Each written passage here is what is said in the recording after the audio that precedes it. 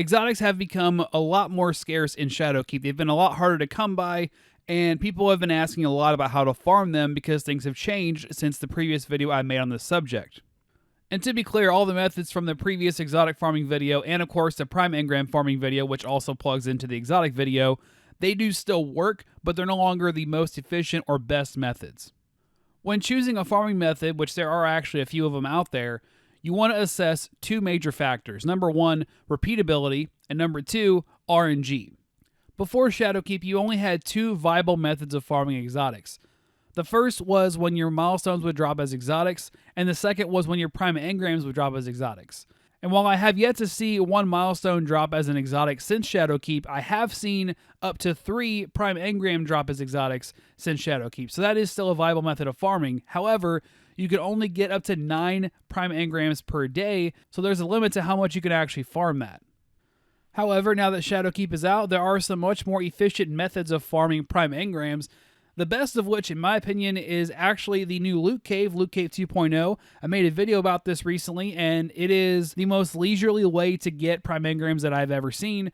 And if you want to learn more about how to do that method in particular, I'm going to link that video in the top right of the info cards over here, and I'm going to also link that in the description below as well if you want to go and have more information on just the Loot Cave itself. Other activities I've heard people swear by have been the Vex Offensive and the Nightmare Hunts. These can get you exotics, but only through the prime engram drops from what I've seen, because I haven't seen it be listed as an actual reward from the activity. I don't think that it's actually an external exotic source from your prime engram drops. So if you want to continue to farm that for other reasons or because it's just very fun for you, go ahead and do that. However, if you want to farm exotics specifically and you want to have as many chances as possible per activity to get exotics, the best bet of anything is going to be the Nightfall Ordeal. At this point in the game, you probably already know what a Nightfall Ordeal is, so I'm not going to bother explaining that here in this video, but you're going to want to do that if you're in a team at no higher than Legend difficulty, and if you're by yourself as a solo, no higher than Hero. Even if you're good enough to solo a Legend, it's still better overall time-wise for RNG's sake to go and do Hero, but since you're in matchmaking, it's a lot easier to kill every single champion along the way and get runs done much faster.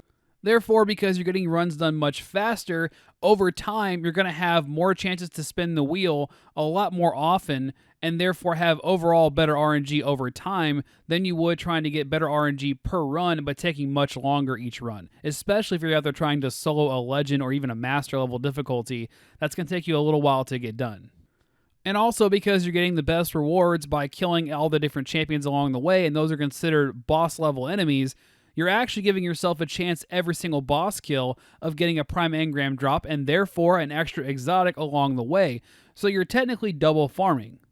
And even if you don't get any exotics per run, there's a really good chance you're also going to get some enhancement cores, maybe an enhancement prism in Hero, and if you're in as high as Master, you might even get an Ascendant shard.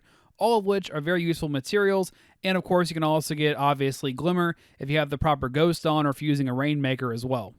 I hope that helped. If you have any questions, leave them in the comment section below and I'll get to them when I can. Or you can try to catch me live here for Reset or for Xur right here on this YouTube channel. See y'all in the next one.